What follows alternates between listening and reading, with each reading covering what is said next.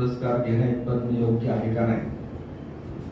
कारण छत्रपती शाहू महाराजांचं कार्य जर का आपण पाहिलं, फार मोठं कार्य या जगामध्ये, या देशामध्ये अस्पृश्यांना सर्वात अगोदर आरक्षण देण्याचं काम जर कोणी केलं असेल तर ते छत्रपती शाहू.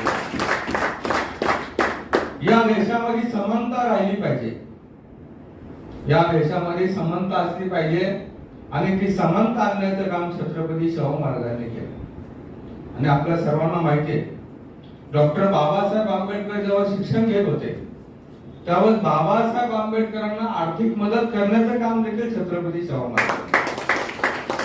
आणि छत्रपती शाहू महाराजांच्या नावाने हा पुरस्कार मिळत आहे आणि तो पण ऋषितुल्य व्यक्तिमत्व आदरणीय सबनीस सरांचा